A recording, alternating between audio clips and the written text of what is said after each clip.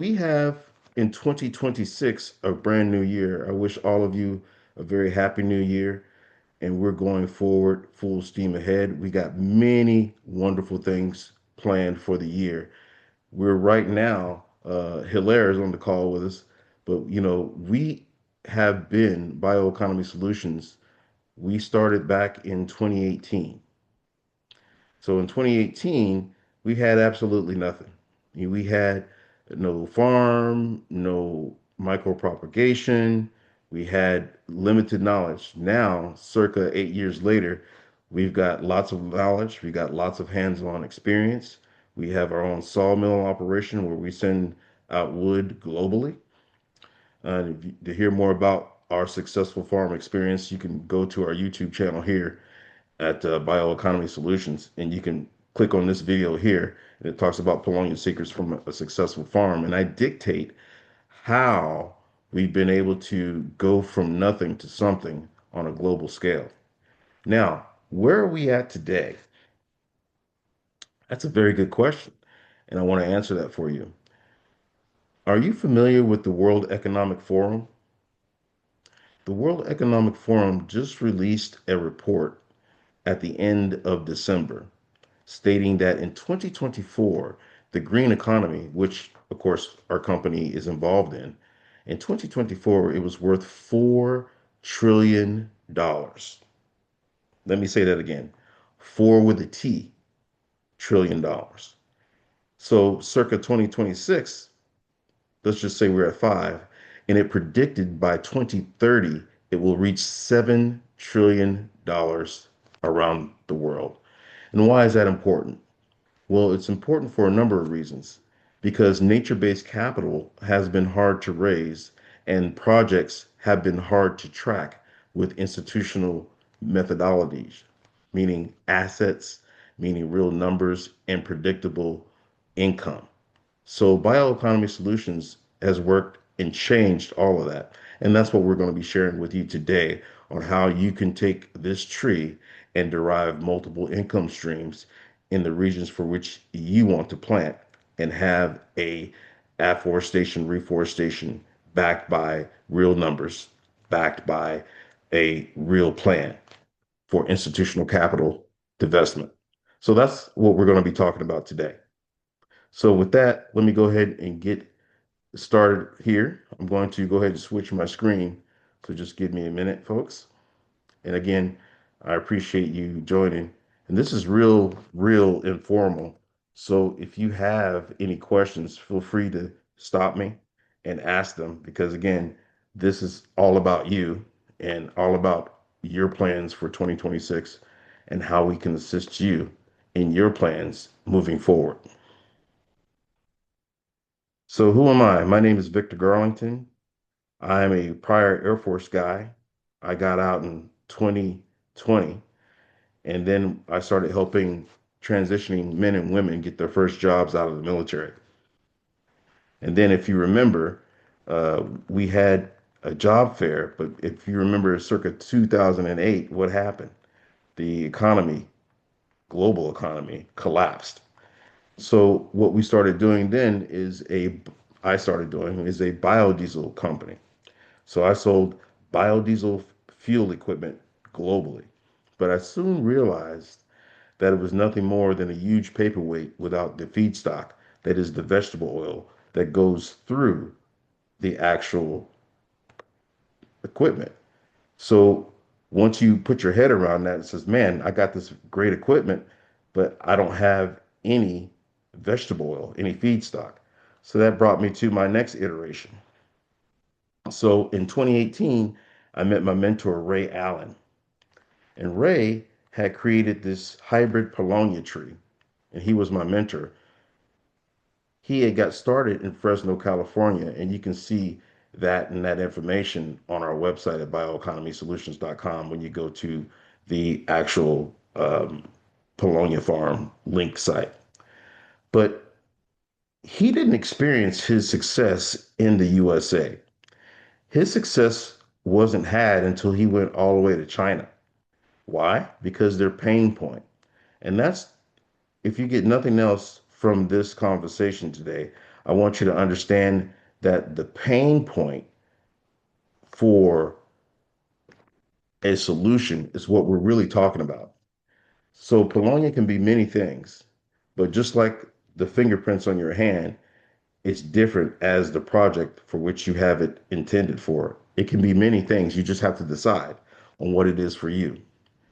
So what we discovered with Paulownia because of Ray is that we have a very, very, very Swiss Army knife of trees. It grows very fast. It sequesters a lot of CO2, 10 times more than that of an oak tree. It's coppicing, so that means once you cut it down, it regrows from the stumpage. You don't have to replant it. So that within itself makes it a Swiss Army knife. So when you look at also the applications, well, let's deal with the elephant in the room first. Everyone that comes to me and says, "Hey, I want to learn about Paulownia," and they first find out that when they do their initial research, that they see invasive. So yes, there's one species of Paulownia out of 17 that is considered invasive in some parts of the world. But that in itself does not mean that all the other species have that same attribute. And that's what I wanted to let you know. There's 17 different species types of Paulownia, and only one, the tomatosa, is considered invasive in some parts of the world. We have a hybrid, so there's 17 different species, and then there's many different hybrids. So we at BioEconomy Solutions have a non-GMO sterile hybrid that we market around the world. And that's our business model. That's what we do. So Ray himself never had the success in the United States that he saw. And unfortunately, he passed away in 2000 from complications of COVID. And me and my team, we've carried on the torch. So since that time frame, we've been standing up sawmills. We've been shipping lumber around the world. We've been talking about the prowess of Paulownia, and now we're pursuing three continents. Right now, we're located in South Africa. We have microtissue propagation. We have a project that's been ongoing for 4 years in Burkina Faso, which you'll see on the YouTube site of how that is going. It's going very well, and it shows you that there's a side that you can do that is not monocrop. So when you look at that video, he's showing you all the different foods that he's growing in addition to the actual Paulownia tree. So let's get into it. Can everybody see my screen okay? Just, give me a yes Yes. or hi or yeah. Can everyone see my screen? Yes. Okay, great. So thank you, Hilaire. So we've come up with a templated framework that is applicable around the world. So where is Paulownia today? Today, in 2026, Paulownia is in 20, excuse me, Paulownia is in 60, that's 60 countries around the world. So the likelihood of Paulownia not being able to prosper and grow in the dirt that you stand on is highly unlikely. Because again, we're talking 60 different countries around the world. So with that, what I want to do is introduce you to the Paulownia Guardian species. We call it the Guardian Framework. And that's what we're going to be explaining to you today. So let's move. So, how to achieve net zero operations and save millions and restore ecosystems without sacrificing profitability. Nature based opportunities to plant trees has always been associated with charity, not a business model. And we're here to change that, and we have with the framework that I'm showing you today. So I'm Victor Garlington. Thank you for joining us. So again, you guys can have access to this, and I'll make sure to send everybody who got registered this link so you can have access. This is a 58-page document that we put together to just show you how Paulownia can be implemented around the world. So we're talking about a complete transformation of arid nations. When you look at the work of the United Nations, they're big on desertification and also preventing the migrations of people from one place to another. And when you boil it down to its bare essence, why are people migrating? Why are people fighting over resources? Because the resources have been dwindled down to nothing. So they have to move, and therefore the overgrazing, the desertification starts. And we've seen it around the world, and it's happening around the world. So we're showing you a transformative framework for regeneration. And remind you, I'm not going to be talking to you about sustainability. I'm going to be talking to you about regeneration. So, how do we achieve net zero operations? Well, it's very, very simple. We're going to be providing the net eco exchange of carbon from the atmosphere into the biomass that we plant. So, again, I'm not promoting just monocultures of Paulownia, which is non-native to all the countries that I mentioned to you, the 60 different countries around the world. This is used as a tool to act as a nurse, or we call it a guardian species of native species. So we're promoting the planting of this tree as an alternative to cutting down your old forest growth in your regions, wherever you are on the planet. So we're protecting supply chains and restoring forests and securing futures with this systematic framework that we're introducing to you, the guardian species, the guardian framework. So what's the big problem? Most sustainability frameworks don't work. Why? When you look at, for instance, the Great Green Wall, and I was on the phone with a proponent of the Great Green Wall just yesterday. What has happened? Millions and millions, in some case, billions of dollars have come in from all around the world, right? And then what happens? The nurseries get started, everyone gets excited, the nurseries start, and then you put the trees in the nursery, then you put all the trees in a truck, and then you truck them out in the middle of nowhere, right? And then you have a whole army of people plant those trees. And then once you plant the trees, you walk away, job done. Well, let me tell you something. If you ever had a puppy or anything young, including a baby, you know you don't walk away from babies. Babies need lots of help. And the trees are no different. This is not a tree, the Paulownia tree I'm talking about mainly, that you can just set it and forget it and come back in 5 years and something great is there. And that's why most of these projects have failed because there was no proper management of the care of the trees so they can become established into the ecosystem and therefore thrive. So, part of what we talk about is management. So, everybody and their mother is interested in carbon credits. Okay?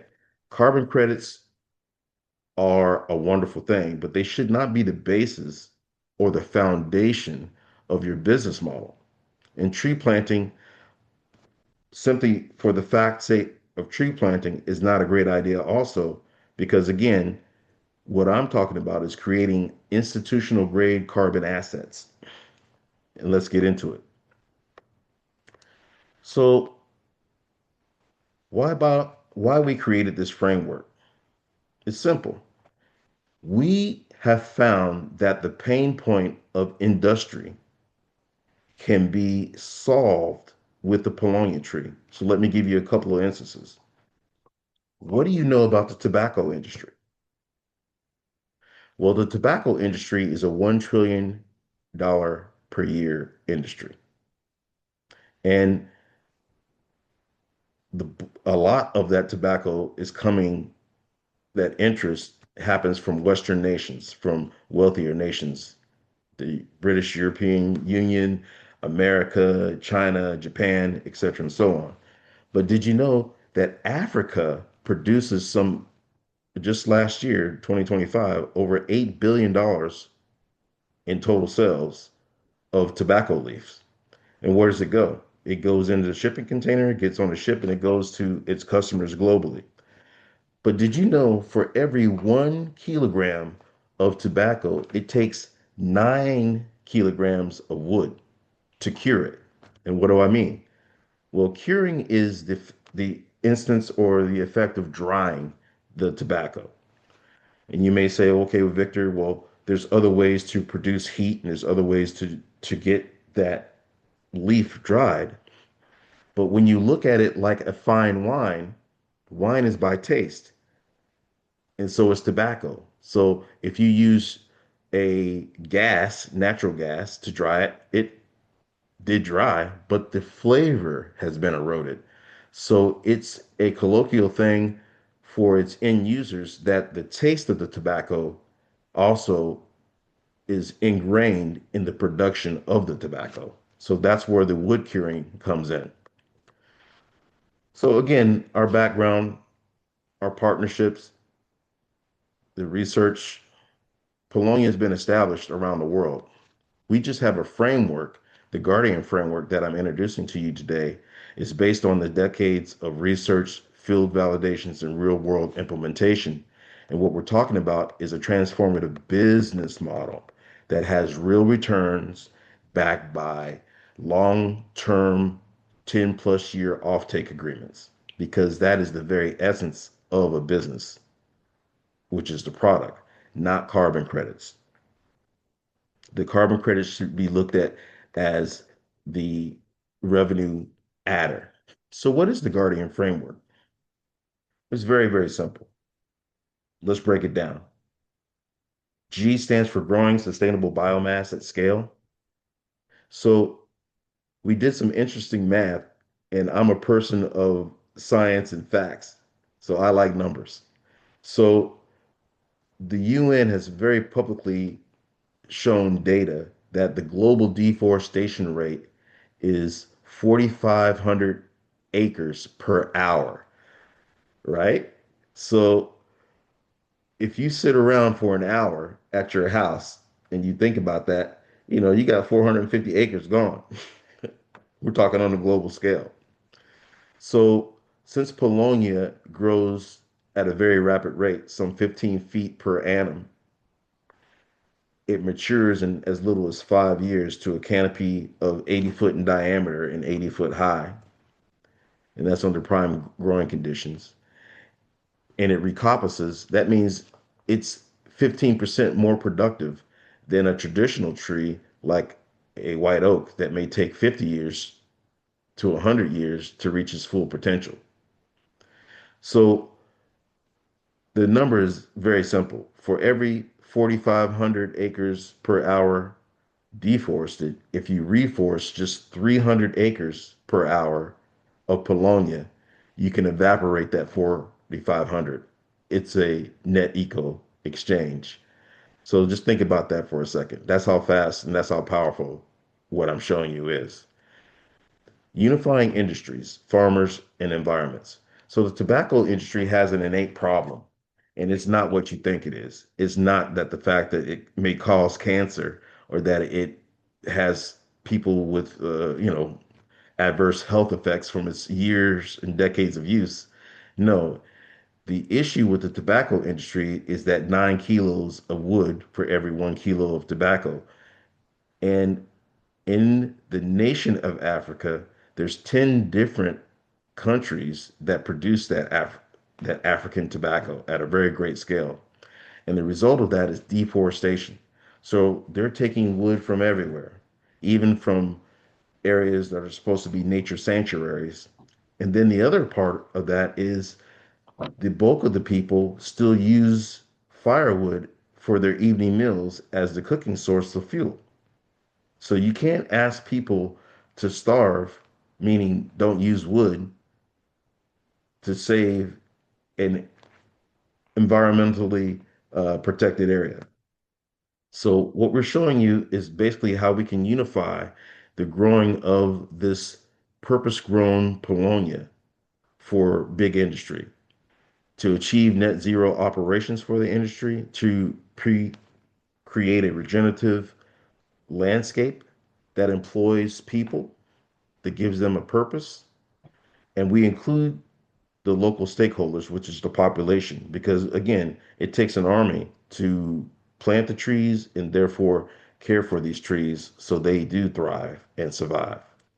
So we're diversifying the rural income streams with agroforestry, not just the monoculture of Paulownia, but planting food crops. And again, you can see examples of that on our website. If you look at our latest post, excuse me, on LinkedIn, you'll see real video. And I always like to say, if a picture is worth 1,000 words, then what's a video worth? We're showing you real proof of growing Paulownia trees in the Sahel in Burkina Faso, which a lot of people said it can't be done, and we've done it.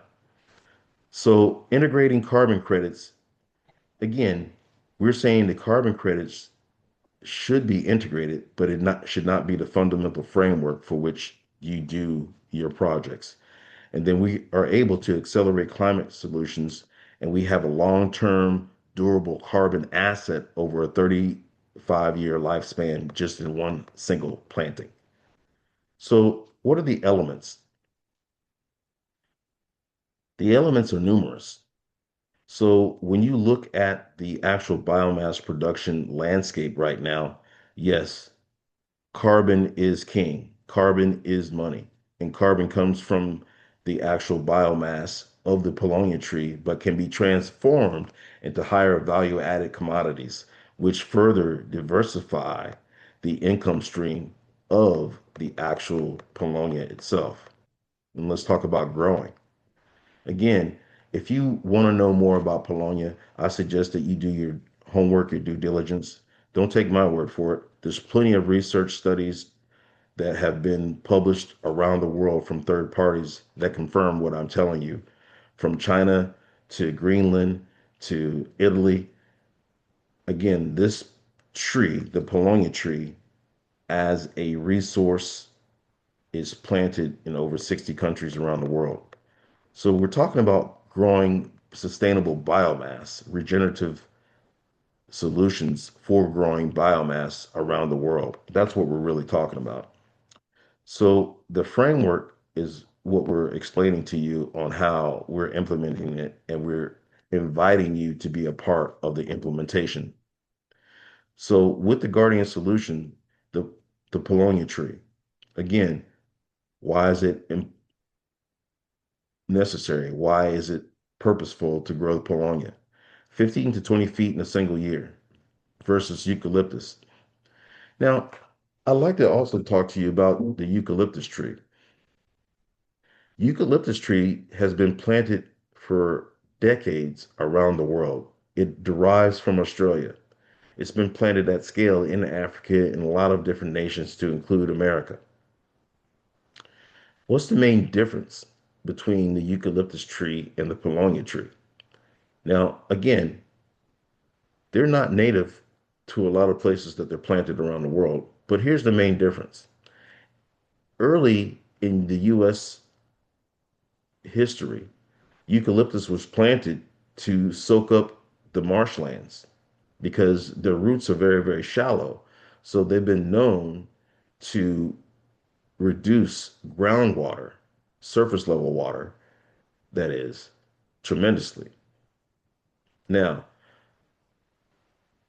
the Paulownia tree, on the other hand, has a deep, deep taproot system. So it uses the underground water aquifers as its mainstay, not the surface level water. And that does a couple other things that I'll show you in the end here. But we have two different methodologies with the growth of the Paulownia tree. One is for biomass, and let's just call it wood chips, for lack of a better term. So we can get up to 150 tons per acre. You know, there's 2.4 acres in 1 hectare, so you can do your own math. We can get up to 150 tons of biomass per acre at year number 3 with Paulownia. And then once we cut it down, it just grows right back. We don't have to replant it. If we take that growing time out to 5 to 10 years, then we get this very long, straight trunk that is good for dimensional lumber for the commercial industry of lumber. So if you do the math, if you just harvesting every 7 years, you can get at least 35 years of use because again, you're not having to replant. The tree at that year of growth has this very, very, very mature root system. And this just throws off brand new shoots from that root system. Let's talk about the other benefits of Paulownia. Did you know for centuries in Asia, the Paulownia has been used for medicinal properties, from the leaves to also the flowers, which has a lot of different flavonoids in it. So that's another area, if you're in biotech, that you can consider. For the rudimentary person, everyone knows about honey. It flowers. Our Paulownia trees in South Carolina flower twice a year. So if you're in the production of honey or producing food, that's a revenue stream. The lumber, biochar. If you're not familiar with biochar, you can send me an email and check out some of our posts on YouTube. But we educate you on biochar as well, because that's another additional value add revenue stream, including the biomass energy that we talked about for not only residential, but commercial operations. So when you look at the many different elements of Polonia, it's many different things. You have to just decide what it is for you and your actual production that you're doing.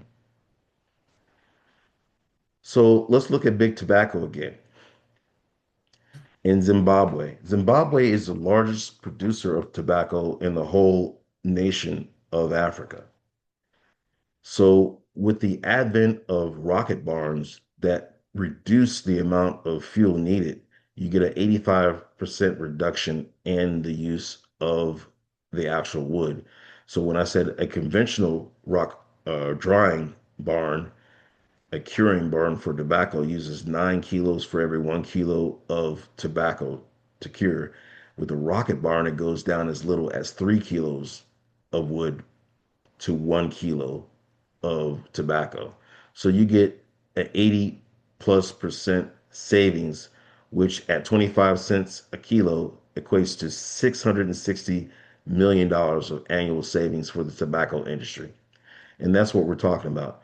We're looking for the risk mitigation avoidance.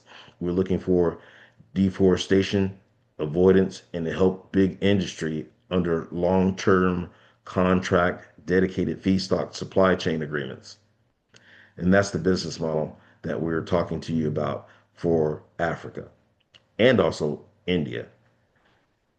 Now, diversified income, biomass, carbon, biochar, honey, timber, several different income streams. They are not all the same in each region because they're just not.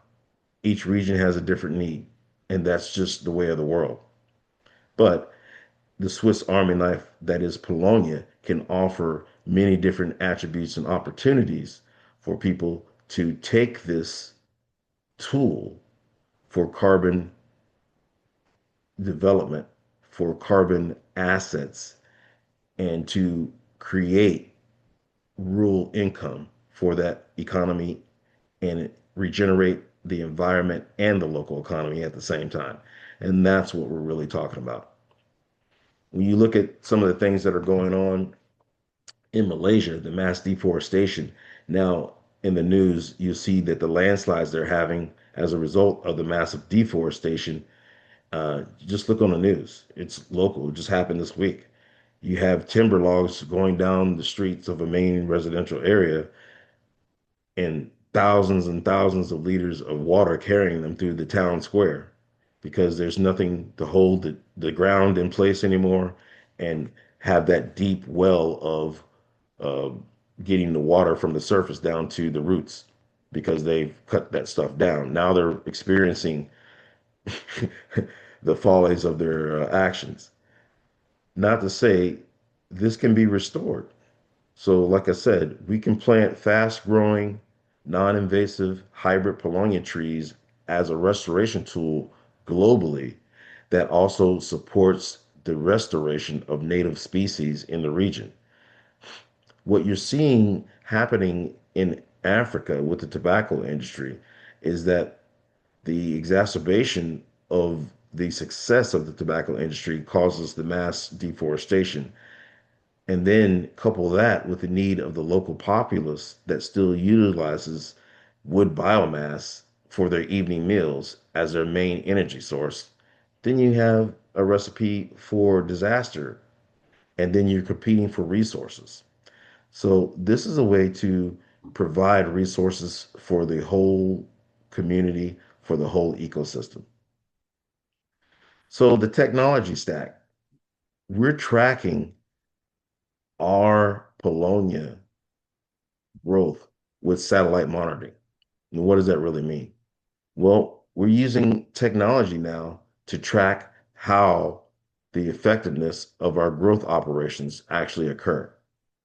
And why is that important? Because again, when I said, and we started this conversation, it's all about proper management. You can't just take a tree and then plant it and expect that everything's going to be hunky dory when you return in 5 years. That's not how most of nature works, and that's definitely not how Paulownia works. But let's talk about the other uses of the Paulownia tree. These are the tops, these are the limbs, these are the twigs that you can't put on a sawmill that don't make dimensional lumber that's commercially viable for sale globally. So, what do you do with it? Well, let me show you. This represents 75% of the tree's mass. And you can see all the Paulownia trees that are still standing around this mass.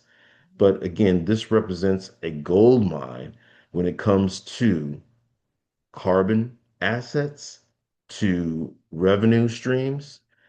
Do you know that lignosic fuel goes into planes, trains, automobiles, and ships now? With the renewable fuels becoming more prevalent around the world, this what you're looking at right here, I dare say, is more lucrative than the actual growing of lumber. Why? Because you have more revenue stream generations than just dimensional lumber. This goes into so many different revenue avenues. So again, this what you're looking at, I believe, is the most profitable part of growing Paulownia. So the gold standard, the Vera standard, the carbon credits, again, that should be looked at within your region of your project, your scope for your project, whether you have biodiversity or a monocrop for your project, you have to determine that on yourself with your team. But what we're really talking about is the regeneration of degraded landscapes. We're talking about desertification. We're talking about the reforestation of deforested areas. We're talking about areas that never have had trees, but with Paulownia, within as little as 2 years, you can have a transformed landscape that you can plant crops, you can graze animals, you can have this soil organic matter increases because of the leaves that drop from the Paulownia tree. Did you know also that the leaves from the Paulownia tree make great animal fodder? They have protein bases from 12 to 18%. They're full of nutrients. So we published a video about that as well on how you can have what they call tree, TREE, hay. I never heard of such a term until just recently, the last quarter of 2025, tree hay. I say, okay, that's different. But what are we talking about? We're talking about marginal land, and we all know what marginal land is. It's too degraded for food crops, but it's perfect for Paulownia.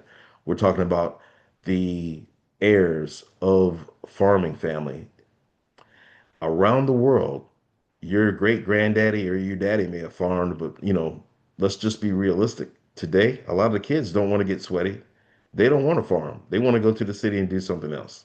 So this gives them a way to work with us, the former farmland holder, to keep their land in their family, lease the land to us, and let our team do the work on the land. Eroded hillsides, contaminated sites. Did you know that the Paulownia tree can be used for bioremediation? Bioremediation actively and passively. So the Paulownia tree takes up harsh metals, it takes up petroleum products into its biomass structure. So in phytoremediation, you can see results in as little as 90 days. So the Paulownia tree is an active biodegrading solution. And then when you extrapolate that with the use of the Paulownia biomass going into biochar production, the spreading of that biochar becomes a passive, permanent restoration solution for contaminated lands. So if you're in a region such as Nigeria or West Texas or any other oil producing area, if you have the opportunity to work with large industrial operations for the cleanup, and that's the permanent cleanup of contaminated soils, Paulownia represents a very unique income stream for you.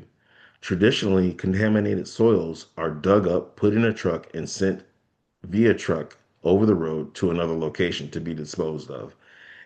That's very, very expensive and very, very time consuming. And then the land is never actually truly restored. There's still some residual contaminant. Paulownia trees and biochar represent a very unique opportunity for the asset holder because if you have a biocontaminated site, you can't sell it or you shouldn't, you know, but this offers a very short-term, inexpensive way to bioremediate that contaminated land that is permanent, which also increases the property value of that contaminated site. So again, we're talking about diversifying income. Really, that is the essence of this with nature-based solutions. You have the honey, you have biochar, you have the timber. So there's lots of different opportunities to diversify that. You, as the project developer in your rural region, have to determine what best fit you can derive from your local economy for Paulownia. So revenue stream number one, biomass sell. You can sell wood chips, you can sell pellets, you can do that. Number two, of course, is carbon credits. It's not the number one. And then when you look at the numbers don't lie, biochar is evolving as a very, very, very lucrative opportunity globally. Did you know biochar is not charcoal? Charcoal is not biochar. Let me explain the difference. Charcoal is produced with oxygen. Biochar is produced in the absence of oxygen. So there's no oxygen when you're producing biochar. And then all biochar is not quality. So you have to look at time and residency and heat. But with a high carbon biochar, you get a 2,000 year sequestration of carbon duration, 2,000 years. And that helps it become more valuable to the market.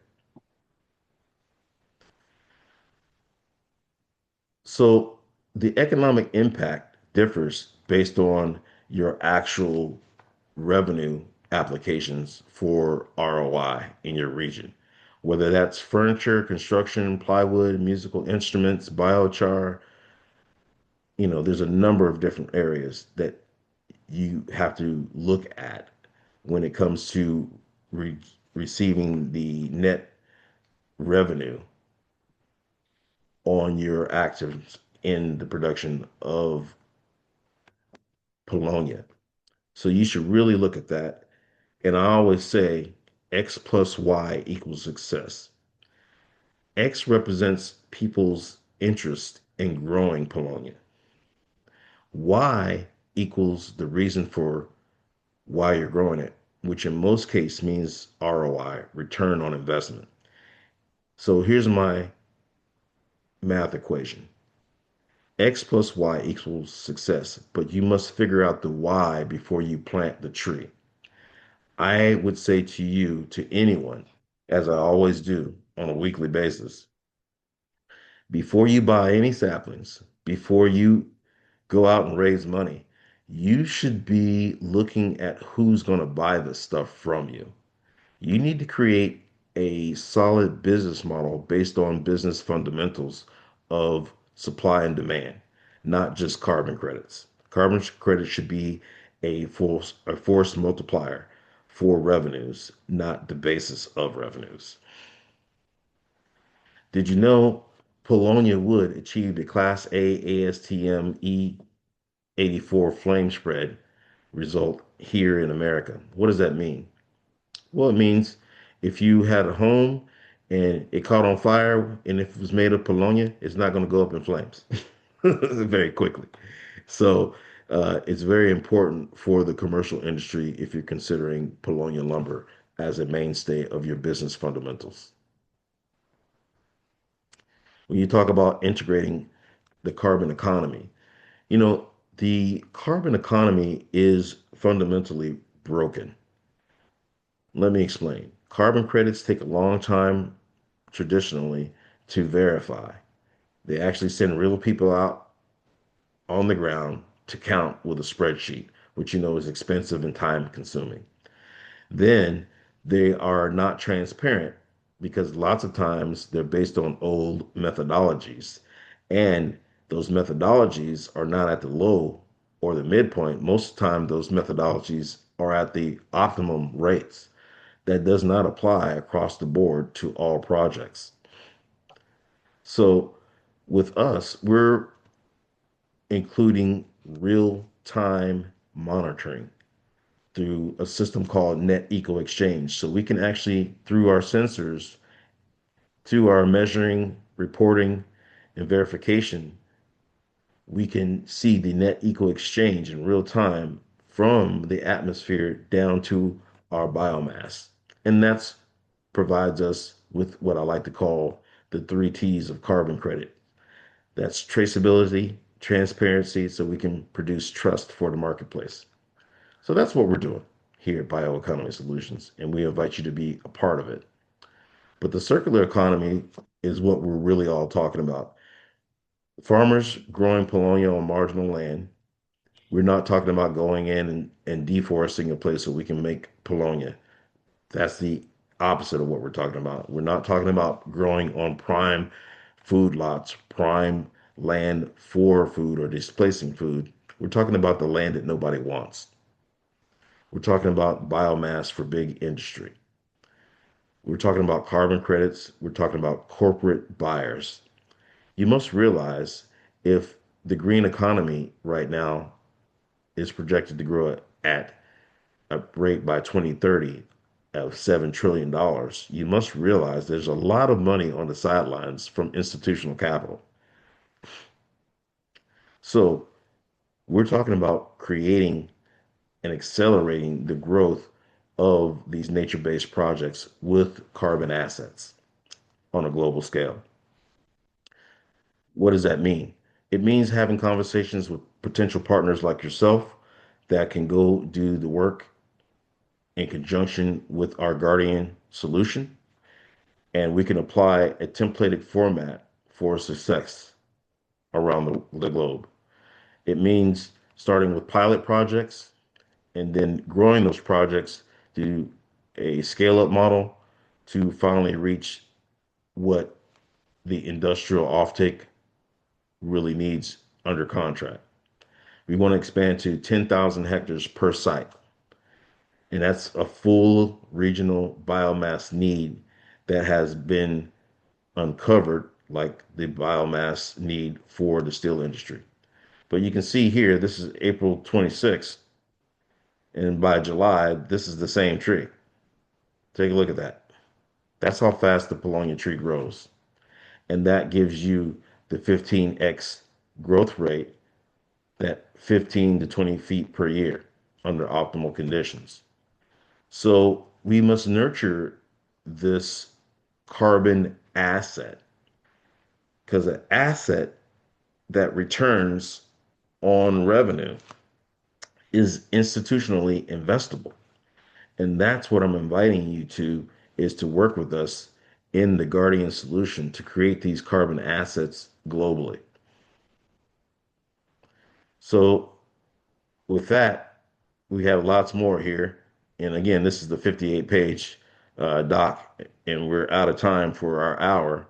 But what I'd like to do is open it up to any questions that you may have, and then we'll end this first session. And I think we have another session coming up with our Indian team. But with that, does anyone have any questions that you'd like to ask? Yeah, would say hi, Victor. Yes. Thank you for the presentation. Very, very good, clear, and educational. When you say you're inviting people to work with you, what do you mean by inviting people? What are the different partners bringing on a table? Well, again, we need dirt. That is land for which to grow these.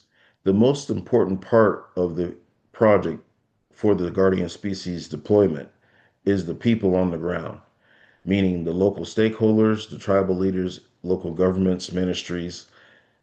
That's most important. So we have a templated format, as I've just shown you, for the growth of Paulownia. But what we don't have a templated format for is the variable of people. We need people to manage people because without proper management, these projects will fail. And people is the most important element. Now, when you talk about what you bring to the table, we need you to communicate with the local stakeholders, which is usually the local communities, which have a lack of resources. The number one resources that we've identified in these different regions that they lack, one is water, two is food, three are jobs. So we can change all of them with the planting of Paulownia, but we need the cooperation to support and also protect the carbon assets that we deploy in the regions. Mm. And then in terms of funding, Yes, we bring all the funding. So what we would be asking is I would come to you and say, Hilaire, we want to plant 5,000 hectares in your region. I need you to aggregate all the stakeholders and get the documents signed by the ministries and by the tribal leaders in the community that they are on board and will support. What we are providing is all the revenue, excuse me, all of the investment for the project. We are uh, employing the local populace in the regions for which we plant. and what's And the area to start with? I think that was in a presentation. Um, we, as you know, there's 54 countries within the nation of Africa. We're pursuing right now half of them. mhm. So you'd have to get with me one on one to see where our Uh, paths align. and now what's to start? What's the land we're looking for? Well, again, in the presentation, it says degraded land, land Uh, that is degraded or unused. We're not looking for land that is producing right now. And and there's and plenty of it. and did you say we can start with 10 hectares, 5 hectares, or something like that? Or Well, depending on the project and the uh, scope, what we are asking basically is for the local populace to prove that they can follow directions and create a viable crop of Paulownia, which takes management. So they will become our employees that can be replaced. But again, they are important in the ecosystem, but we expect that the people that we hire will follow our direction on the production of Paulownia. So we will start with a small scale. It could be as small as 30 hectares and then go up to 500 hectares. And then we get into the thousands. So okay. Mm.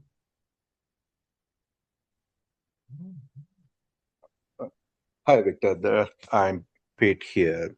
hey, Pete. That's a well, yeah. Hi. well-researched presentation you made.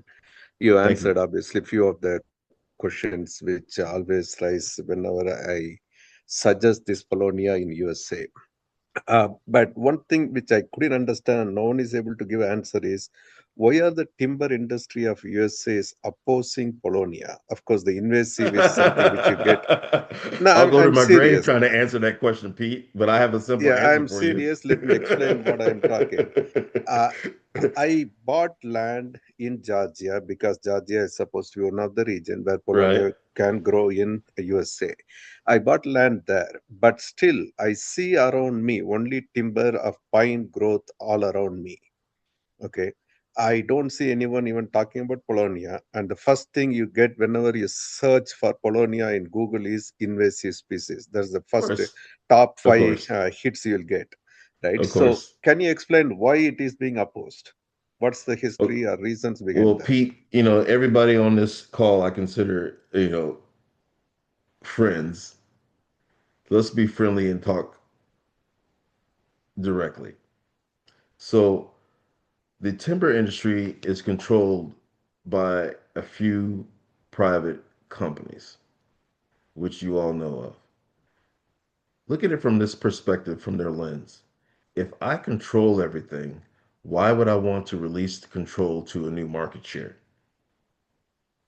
It's kind of like in Florida. I talk about this with my wife all the time.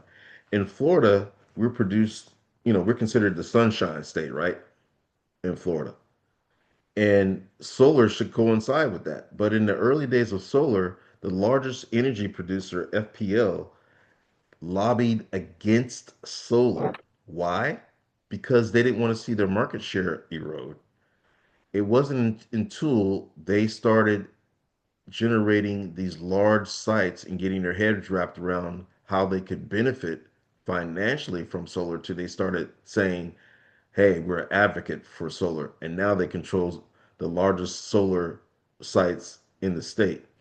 It's no different with solar than the wind industry. The big timber industries have not gotten their hands wrapped around Paulownia, and nor do they really want to. Because Pete, personally, I've been trying to get our Paulownia certified for dimensional lumber. And they say, well, Victor is going to take $250,000. I'll go, great. Who do I write the check to? And then you never hear back from them. So, Pete, your experience is not one that hasn't been experienced by others like myself. That's why I say you have to go through the back door, through the chimney, and dig a hole to get in there. What I suggest, if you're focused on the American market, is look at other alternatives. Like I showed you, the biomass from the Paulownia tree outside of the dimensional lumber, I believe is a lot more valuable than the actual timber for lumber. Why? Because you're fighting an uphill battle here. A battle which I Okay, fight every day by that. got it. So, I mean, bioeconomy, I'm sure I had contacted you earlier, but I would like Hmm. to understand the funding which you mentioned. Okay, because I have contacted few other persons and I saw that they're all like selling the snake oil kind of persons. So, I mean, I'm being frank. You said we are friends, right? Yeah, let's be I have, frank. and Yes. yeah, yeah, I had talked to guys who, I mean, farmers who are using those snake oil salesmen for their growing up Polonia, and I see the challenges they are going to have once it all grows up. Okay, so maybe if you are interested, I have 130 acres in Georgia waiting for It's too this to be small. planted. That's too Yeah, small it may be for. small. I Yeah, understand. yeah, For you, it yeah. may be small. Okay, so that's fine. If it is small to you, that's fine. I don't want to talk. Yeah, Well, thank here's what we're doing, and let's be frank, let's be real. We are signing 30,000-ton offtake agreements with the steel industry. you. Okay, So 30,000 tons. When I tell you that every acre at the 3 year mark will produce 150 tons, then you can extrapolate based on that how many acres I need for one offtake. And for me, for farming, for actual equipment, it's better to have a contiguous acreage than to have acreage here, there, everywhere for my team and for economics and for logistics. So that's why I say it's just too small for us. Okay, so what's the minimum you're looking for? 5,000. Okay, you're not going to find that in India. So it's just a Well, waste of time. Yeah. you know, and I'm not sure if you joined us earlier in the conversation. I was saying, all the traffic that we get around the world, the number two traffic site is India. And Yeah, I of wanted course, to but ask you why? Why is that? not see, it is possible, but 5,000 acres, one single track in India is not going to happen. Well, if we could put a bunch of stakeholders together in a No, I certain mean, single okay, region. I know about India. I mean, in US, Hmm. of course, you'll get. I don't know Hmm. about Africa, but in US, definitely you can get, right? 5,000 track and Right. a single piece of land you may be able to get, but not in India. Anyway, all the best with that. So Let me I'm ask not going you, to argue that. I'm very interested in your perspective, first of all. One, with the food producing regions within India, what does a rice farm typically represent in hectares? How many hectares is an average rice farm, would you say, in Mumbai There are, or the surrounding there are areas? millions and millions of small farmers who don't Okay. have anything more than a acre of land. Okay. Okay, so there are, of course, there are big farmers, but it Mm-hmm. is made of small farmers who have very, very small pieces of land. Mm-hmm. So if you are thinking of putting them all together and making up 5,000 acres, wish you the best, right? Well, That's Pete, not going to happen that easily. the gentleman that asked me to put together a call for India, of course, is not here because at the beginning I messed up the time frame. That's here nor there. But he wanted me to put this together because there's a big interest of growing Paulownia. It wasn't my original interest. No, I'm just it helping the definitely person. will be interested. There will be interest, but Right. not to that size of land. Single track of that. I mean, you can ask your EA. You can pick any of your EA and ask it. And you Hmm. know the population of India, you know the size of India, and Right. you know the number of farmers in India Right. who livelihood depend on farming. Okay, so they want to make money in 6 months, not 7 years.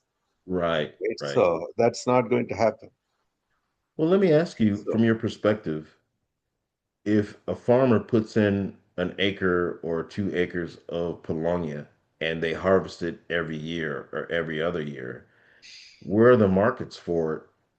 Is it biomass for charcoal for cooking, or is it biomass for heating? Where is the market for biomass in the nation of India? okay, cooking is not going to get you money because Okay. again, that's being used by the poor people, and they don't have money, right? Right. Same Right. applies to the biomass also, right? I mean, the only industry I see is this making the veneer, the plywoods or veneer, Okay. whatever you call, and Right. making furnitures or something out of that.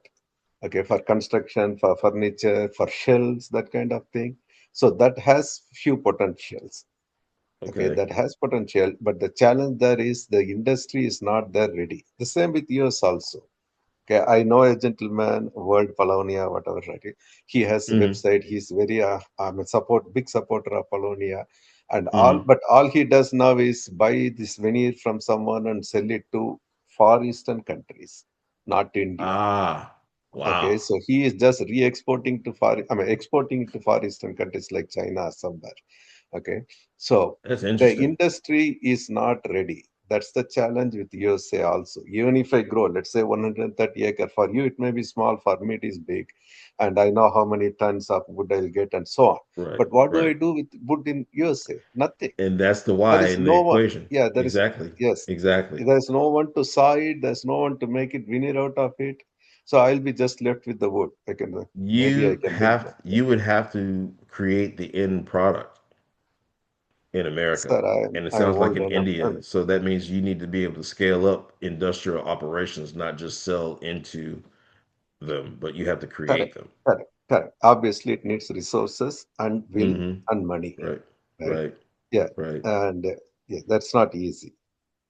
Okay, I mean, see, Where the gentleman I talked, he has the even the farm. I mean, what is it? A sawing thing and all.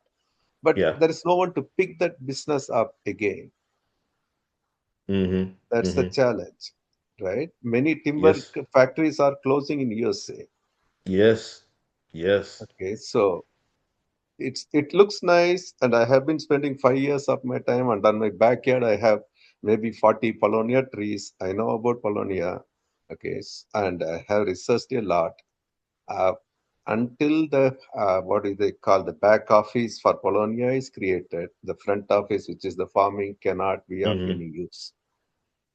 Well, Pete, what's your knowledge of biochar right today? What's your knowledge of So biochar? biochar in India uses this eucalyptus, and there is another one which is like a, I mean, we call it a saukumara. I don't know what is in English, Caesarean or Mm-hmm. something they call in India, in English, right? So they Mm-hmm. use those things, and bamboo to some extent, not to large extent. Mm-hmm. Okay, so it is a very unregulated market. It's not a regulated market. So Is there a it is larger not. market at hand? Like Well, for I for mean, well, let people, me there explain. are who, yes, sir. Let me explain. Go ahead. So if you look at the different uses of biochar, there's 55 industrial uses for biochar, from water to creating microchips to actually batteries, all these different things they can be used at. So what I'm proposing here is create dedicated feedstock supply chains for large industries. Is there an industry within India that would be applicable of they need a dedicated feedstock for their supply chain that you can think of? You need patience to cultivate the business, sir. People are already used to something now, right? If Right. you have to change them to use this biochar or Paulownia, you need patience. It's re-educating them, or completely new Mm-hmm. education to them. Mm-hmm. Okay, I know a gentleman who grows the bamboos, and who is trying to do the same biochar with I mean with bamboos, and Mm-hmm. he's not making much of progress. Okay, so it is re-education or a completely new education to the industries. If you have the patience, yes, maybe you will succeed. But do you have you identified within India any pain points for large industry like that of the steel industry here in the United States? India is a different ballgame, so just like Africa is Yeah. totally different ballgame, right? India Right. is a very different ballgame. Okay, so you had to be there, you had to have patience, and you Right. had to grow, obviously, and maybe time will tell.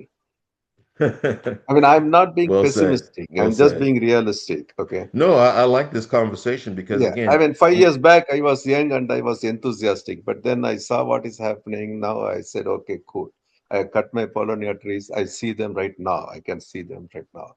And like you said, they grew 15 feet in 1 year, right in my backyard without anything.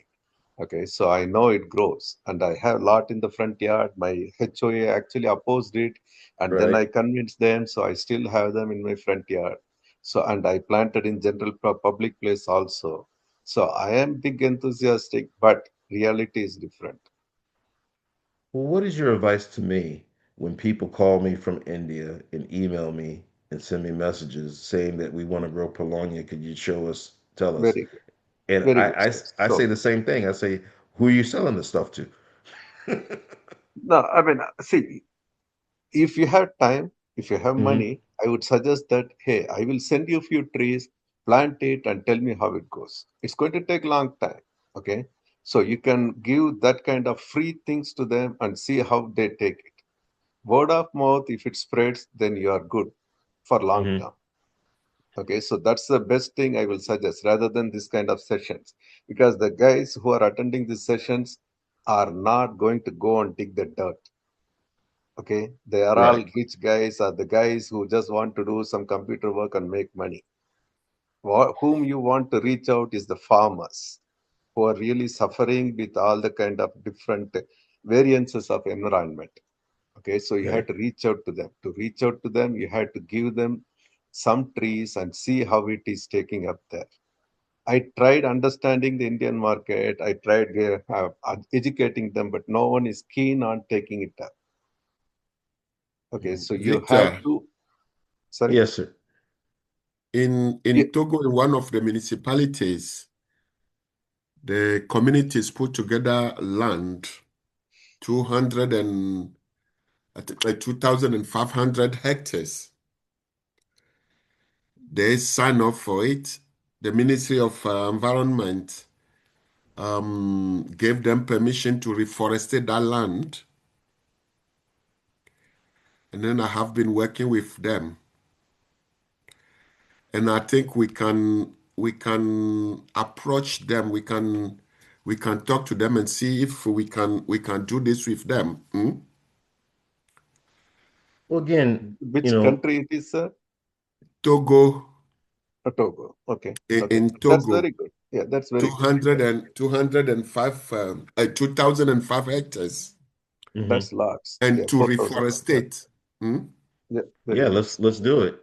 So listen, So it's there already. I can organize a meeting. We talk to them, the people who are developing this, and let's then do it. see if we can do something like that in Togo, with the view of expanding to other part of the country where Hmm. the land is available. What Pete was saying about the land, difficult to get a big mass of land together. Even Right, in Togo, it's very, very difficult. right. So Yes, can we do 100 hectares here, 200 here, even if they are in the same region? Yeah, in the same region, that makes more sense rather than, Uh-huh. yeah. But to have them all together, 5,000 is very difficult. very Well, difficult. again, Correct. that's a Though, problem everywhere. So again, uh, a regional approach is acceptable. Definitely. uh, but this land I was talking about has been certified for reforestation, and I think Polonia can work very well on that.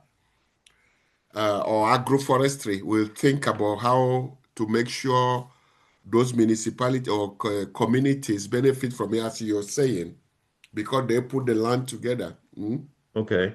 Uh, Now, Hilaire, you and I have talked many different times, and you as a project manager, your job is to figure out where the biomass is going. Who's going to offer a long-term contract to the growers, i.e., you and me, BioEconomy Solutions, for growing that biomass in Togo? Who is going to utilize that biomass? And that's what I really want you to get out of this conversation today is who, the why. Where is the return on investment going to come from? hmm.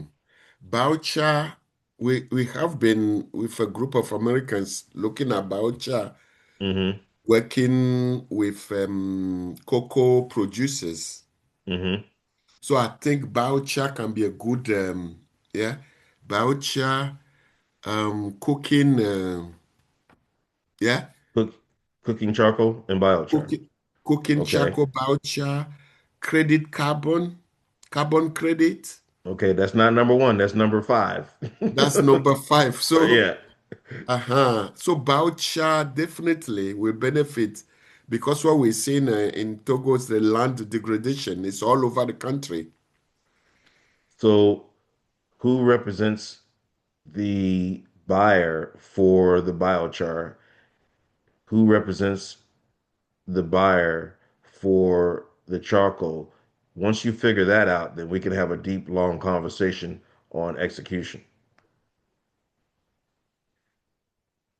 Can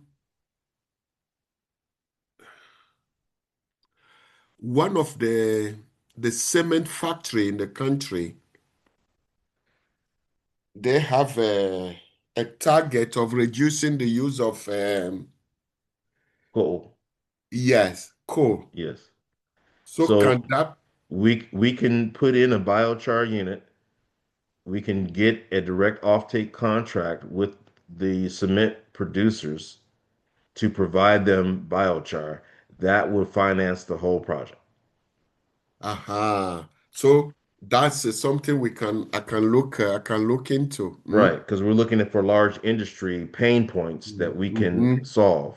And that's what I Mm-hmm. was trying to say to Pete, the same thing. You know, Pete, when you look at the news for the environment for India, you see a lot of stuff about air pollution. Is there any low-lying fruit in solving air pollution problems within India that you can see?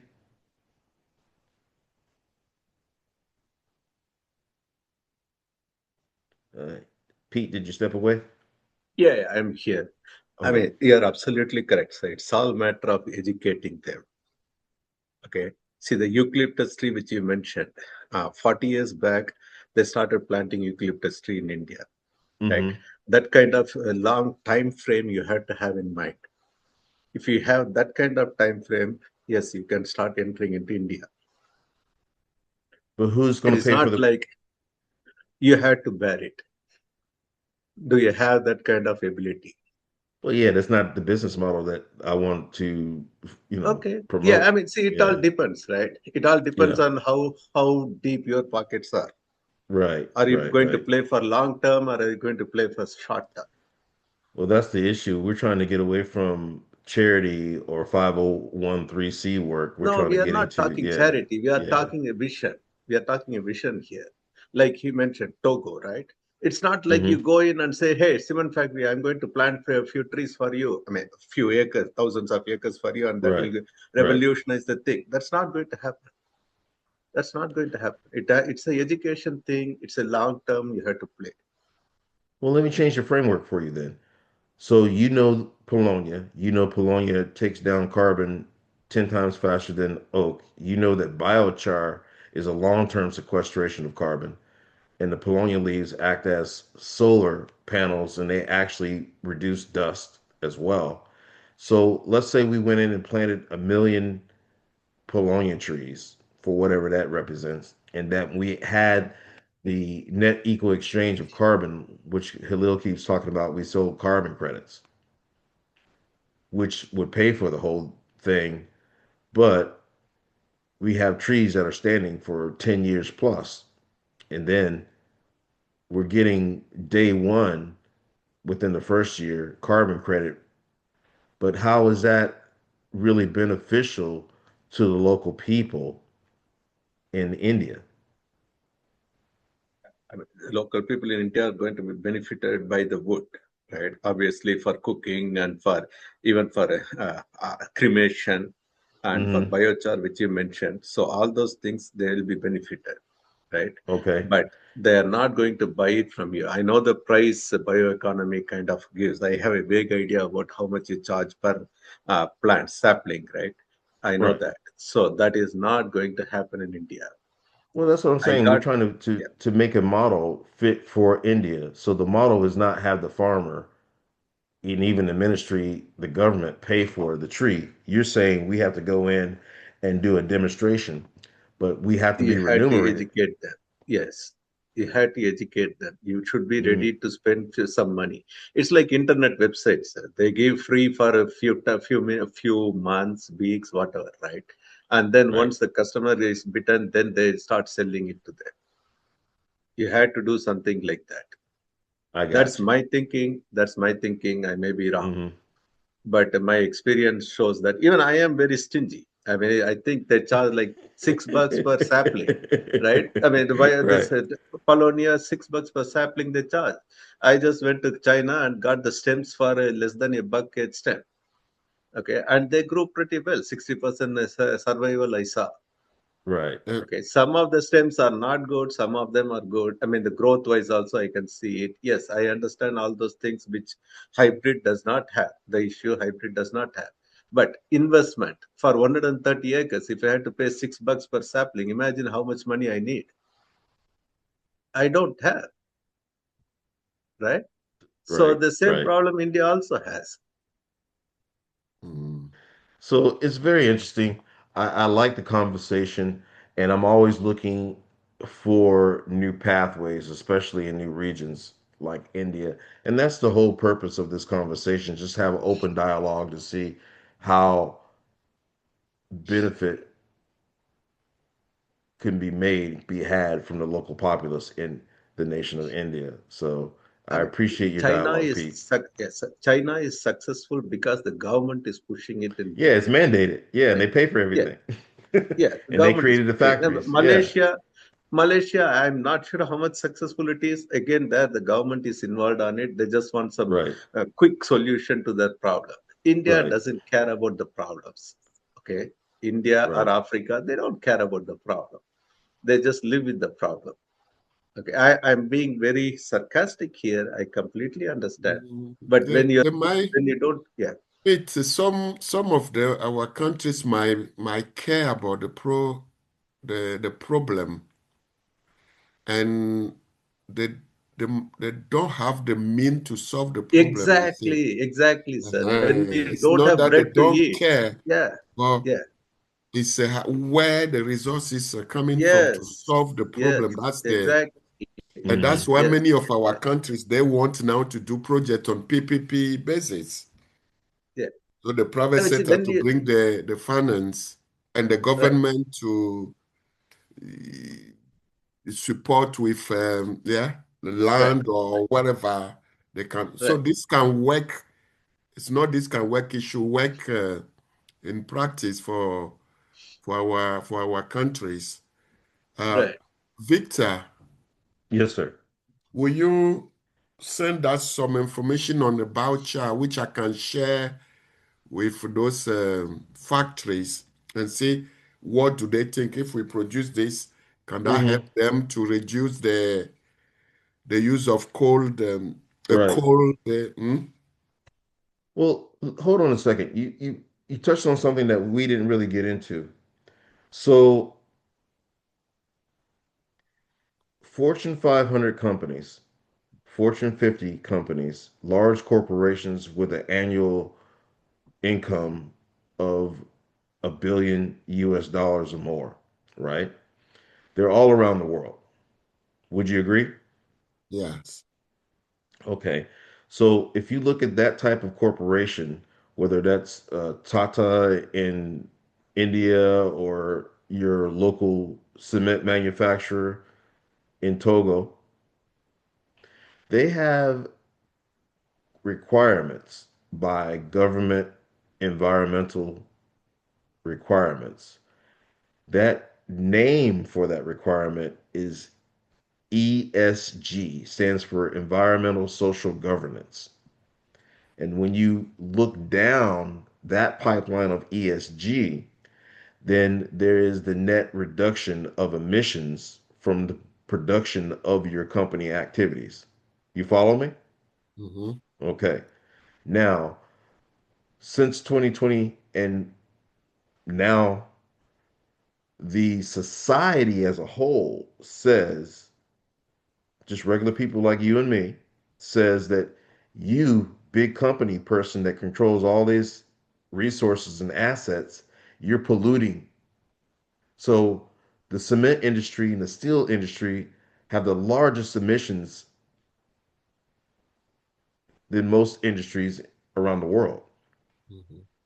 Okay.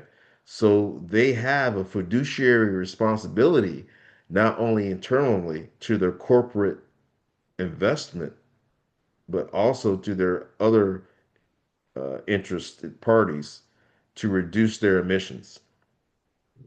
So, what you're talking about is helping them with their ESG platform to reduce their high emissions to bring them down with the use of a green carbon called biochar.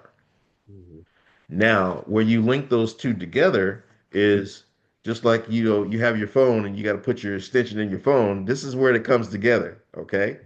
You have the big company that says, yeah, I make this product, but we use coal or we use some fossil based material to make our thing. You can come to them and say, well, we can reduce your emissions by the use of biochar. And then that's where the plan really comes together.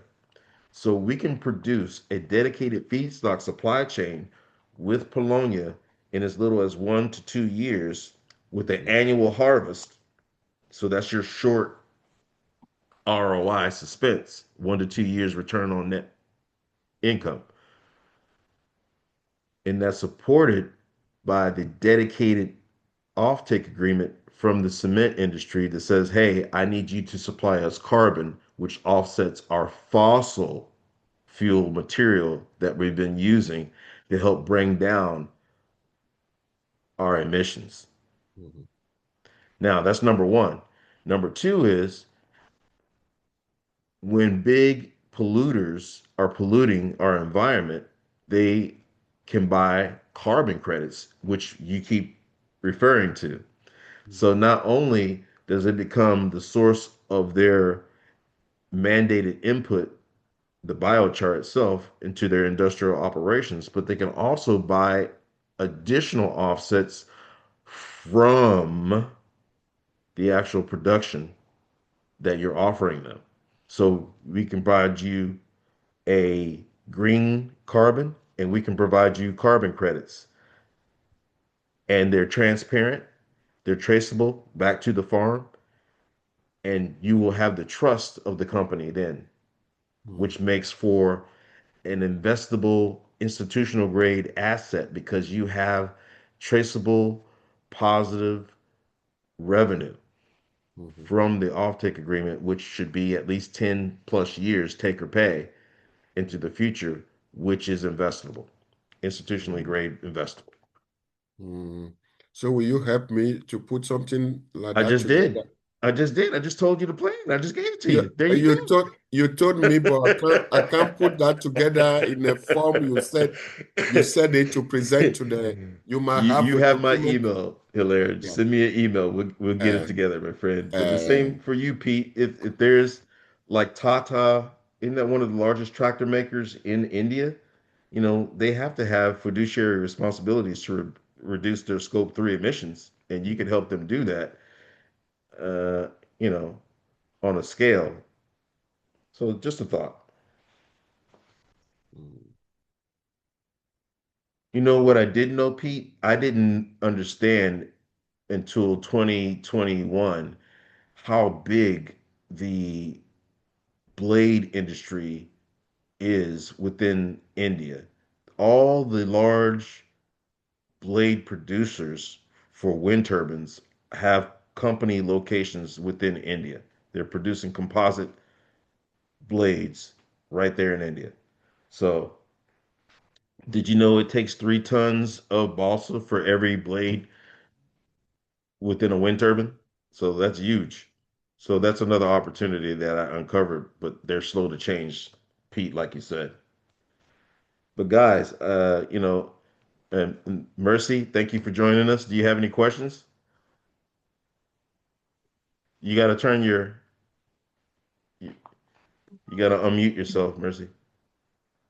Thank you very much. I Before can't you hear end you. the There you go. I can hear you now. okay. I'm saying that the conversation is very great. I had questions as well, but it's like questions are Go being right answered. ahead. I mean, I got let's see, I got 30 minutes for the next one. Go right ahead. Okay, I wanted to ask about the species. Do I'm you sorry, like you're have? breaking up. I'm saying that I wanted to ask about the species. Do you like have different species, varieties? Maybe you can type it in. I can't really understand you. Maybe you could type it in the chat. Okay. I think it was something about different seasons.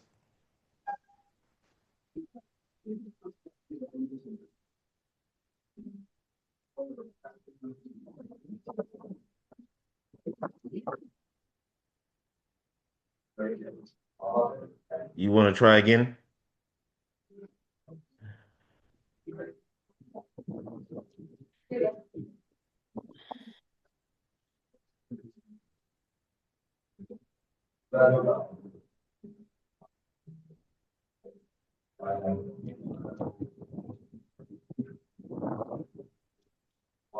Okay, do you have different varieties of the tree? Yes. But Okay. what we have is a tree that's like the Swiss Army knife. So the same species that we planted here in America is the same species that we planted in China. It's the same species that we planted in Burkina Faso and in South Africa. So we've created such a high a high value hybrid tree that is agnostic as into the environment. So it goes to very high temperatures and down to very low temperatures as well. So it survives in snow, which I don't think is a problem in Togo. No. But if it did snow in Togo, the trees would survive. Absolutely. Okay, good data. But no, what other questions do you have, Mercy? That's all for now. Okay. Well, I I wanted I to know. appreciate everyone, and Yeah. thank you for taking your time to join. You have my email address. It's just mail, mail at BioEconomy Solutions. I'll get it. Any questions that you have, any opportunities.